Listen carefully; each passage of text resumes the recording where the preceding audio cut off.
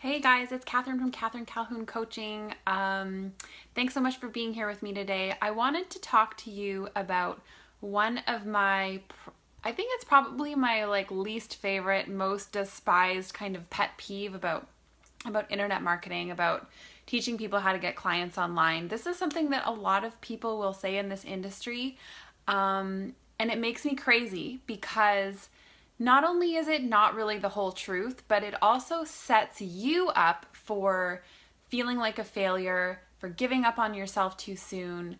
And the reality is that while this is like sort of a half truth, it's not like there's no truth to it, but it's the way that it's shared with people that makes it seem like it's the truth. Now, here's what I'm talking about. This myth is, I'm just going to tell you what it is. It's basically like when somebody says how to have a six-figure webinar launch even if you don't have a list, or how to, make XYZ online even if you don't have an email list. And it's the repetition of even if I don't have a list, even if I don't have a list. And people get really excited when they hear that if they are early enough on in their online business journey that they're still having issues getting clients online. They're still having issues finding people to talk to and to make offers to. It's natural that if I'm describing you, it's natural that you're going to love that idea of, oh my gosh, like I don't need a list and I can still succeed on the internet. That's awesome. And so what people end up doing is they end up, putting together a huge course or building out a webinar with the script and the slides and all of that stuff. And what ends up happening? Well, this has happened to me. Maybe it's happened to you too. You put that stuff out there and it kind of flops. You don't get any sales, you don't get any signups, or maybe you get like one or two. And then you think, well, it didn't work for me. I'm a failure. Nobody likes my business. I suck at selling. Whatever that negative self-talk that comes up, whatever that is. And the reason you feel so badly about quote unquote failing is because you were led to believe that you could have a successful online, like massively, wildly successful online launch of some kind without having an email list. Now, it's not that that's not true at all, but it is kind of a half truth, and I want to explain why. If you want people to buy your stuff online, then people need to see your stuff online, right? I'm just going to say that again. If you want people to buy your stuff online, people have to be able to see your stuff. They have to be able to find your stuff online. If they can't find it, if they don't know that you're there, then how are you supposed to sell to people?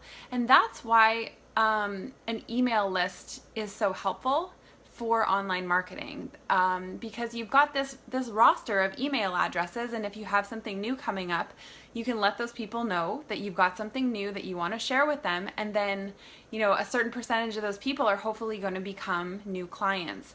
But it's not easy to build an email list. If you've tried to do it, you know that it takes time, and it can feel like it's a really long road. And so that allure of how to have like wildly successful, massive profits online without an email list gets us really excited, and it makes us think, it's okay that nobody can see my stuff. I'm just going to go for it anyway. And what ends up happening is the way that if people are trying to tell you that you're going to be able to succeed online without an email list, I'm just going to tell you like what's right on the other side of that statement. Basically, there are two main ways that you are told, hey Kim, nice to see you. Basically, there are two main ways that you are going to get visibility for your stuff if you don't have an email list. Number one is they'll tell you, this is like what they'll tell you is promoting it on social media. Get out there to your followers and promote it on social media. But guess what? That is a flawed argument, because if you have a small email list, you may also have not much of a social media following. And that's okay. Everybody starts somewhere. I don't have a huge social media following yet. It's okay. It's not a judgment. It's not a criticism. It is not a measure of where you are on your journey. But if you have, let's say you have like 100 or 50 or 200 followers on your social media channels, Facebook, Twitter, whatever, you can't just keep flogging those, like that small group of people saying, buy my stuff, buy my stuff, buy my stuff, and expect that they're going to do it, right? We really need to get the word out about what you're doing in a larger way. So that's the one thing that will sometimes come up about, you know, how you can make a ton of money online even if you don't have a list. It's like, well, promote on social media. Like, yeah, but often that's just like a different twist on the exact same problem. And then the other myth that people will try to push in order to say that you don't need to have a list is Facebook ads. Now listen, I am in love with Facebook ads. I love Facebook ads. They're awesome. But the reality is that Facebook ads tend to be, not always, but they tend to be more successful if you have a warm audience. So Facebook ads, put another way, if your traffic to your Facebook ads is cold, meaning they've never heard of you before, they've never been to your website, they've never opted in for any of your stuff, they've never gotten any emails from you, if that is the case, then your Facebook ads tend not to perform as well than if you did have a little bit of traction. So it kind of goes back to the same thing. Your Facebook ads are going to perform better for you if you have an email list. If you don't, I'm not saying don't run Facebook ads, but what I am saying is that you ought to manage your expectations, and it's not really fair for other people to say, oh, just run Facebook ads and you're going to be wildly successful. It doesn't matter if you're brand new and nobody's ever heard of you. That's just not really how it works. So I've written a blog post about this that I'm going to share the link to in just a minute so you can kind of like get the full the full picture of my rant. But if you're listening to this and you're like, okay, Catherine, that's great. You've thoroughly depressed me now because I don't have an email list. Promoting on social media doesn't work. Facebook ads aren't going to work. What am I supposed to do instead? Well, I have good news. There are ways for you to get traction, get visibility for the promotions that you have going on in your business so that you actually can get clients online. And I'm going to share a couple of those with you right now. Number one is speaking. Okay, speaking is really great because it's like a face-to-face thing, or even like a Facebook Live. This is not like literally face-to-face, but it's kind of virtual face-to-face where people are getting to know you, people are getting a sense of you, they get to feel your style. And if you're speaking at a networking event or some kind of convention, you can get up on a stage and then you're going to be in front of, hey Howard, you're going to be getting out there in front of a bunch of people who are going to hear your message kind of all at once. So it's sort of like a leveraged way to push your message out to the masses. And if you don't consider yourself a speaker, I'm going to say just forget about that. Go ahead and speak anyway. There are always all kinds of opportunities in all different niches. And a lot of times people are looking for last minute speakers because someone's canceled, somebody got sick, somebody just flaked on them. And so I want you to be open to the idea of getting out there and speaking. Another thing is and this actually is a really big one, is to leverage any of the existing relationships with people that you already have. So sometimes we call this joint venturing or affiliate marketing and that kind of thing. And basically all I'm really talking about here is if you have an offer that you want to get out to people, just think about who do I know that already has a bigger audience than I do and might be willing to help me get my offer in front of their people. Who do I know that would be willing to support me? Now, what often happens in joint venture type relationships is, I promote you and then you promote me. And if you have a small list and I have a big list, then you might have a hard time finding a match in that way. But what you can do in that case is think, okay, well, where can I support somebody even if it's not with my big list size? I have a small list, but how can I support them in other ways? And it's really just about, getting creative, thinking about who's in your network that might be willing to support you and what you can also do to support them.